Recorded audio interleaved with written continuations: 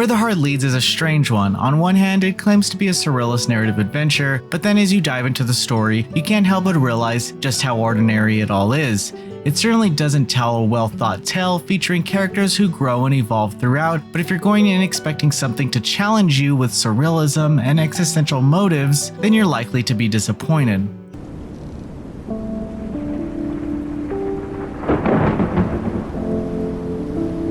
Where the Heart Leads opens up on a seemingly peaceful and ordinary farm when all of a sudden a giant sinkhole appears. As the family of the farm investigates the damages, they find their dog has fallen into it, but is still close enough to be rescued. This has the father of the family, Whit Anderson, come up with the harebrained idea of using a bathtub and a makeshift pulley to rescue the family pooch. While the rescue itself is successful, Whit unfortunately falls deep into the sinkhole uninjured and must now try to find a way out. In the meantime, he decides it's a good time as any to reminisce on his life. Where the Heart Leads quite literally follows the life and times of Whit Anderson, and while early on it may seem like the game is going for some metaphysical hook in its narrative, instead it has you jog down memory lane.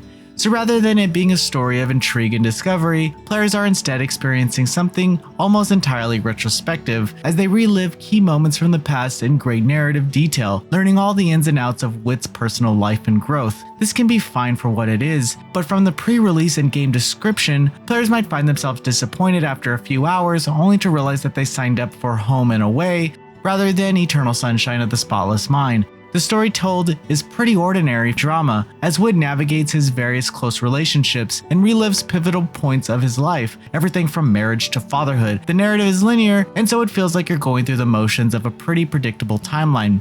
There are choices to be made by the player during the game, as Whit manages the expectations and interests of those closest to him, and so while choices are consequential to an extent where they change certain details, they don't really impact its major direction in a hugely altering manner. Whit faces things that are obviously predestined, given that he is already married with kids in the prologue, but it can be interesting to see how the dynamics of his relationships and other details change based on the choices made. The decisions are ever hardly dramatic or altering as something out of Life is Strange, but the game does enough to make you think about how Whit deals with his relationships and choices. Aside from making choices, there are light gameplay elements here as players can explore simple areas and interact with various objects and people. There are some occasional environmental puzzles, but they at most involve simple talking to the right person to move the story along. Occasionally there are also action prompts, such as when building certain things. Still, the game is all story and doesn't provide much in the way of discovery or exploration outside of superficial filler.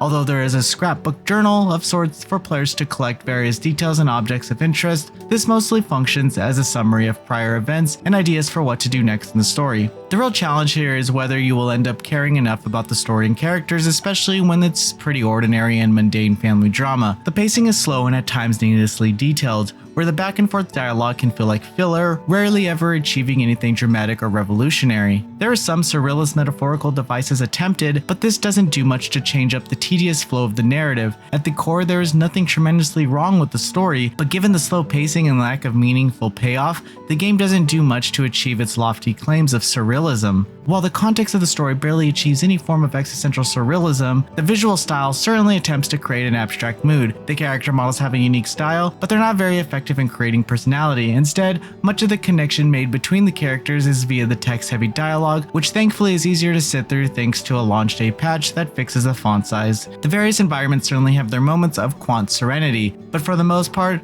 the presentation style doesn't feel engaging or alive, as even the atmospheric music can get a little repetitive and dull. In a way, the mood and atmosphere of the visual style don't quite complement the narrative and pacing. Where the Heart Leads is a difficult game to recommend, but it can be fine if you know what you're getting yourself into. If the idea of a slow family drama, one filled with ordinary and tedious adult problems, sounds interesting to you, then you might just enjoy the coming-of-age story of Whit Anderson. If you're expecting this to live up to its surrealistic ambitions, then you're probably going to face disappointment, especially when you realize that Whit's existentialism is about as interesting as your own. Noisy Pixel is giving Where the Heart Leads a 6 out of 10. Thank you for watching. Please read the full review at noisypixel.net. Noisy Pixel is run by a group of gamers who work hard to deliver news, reviews, previews, and more. Please subscribe to keep up with all our future content.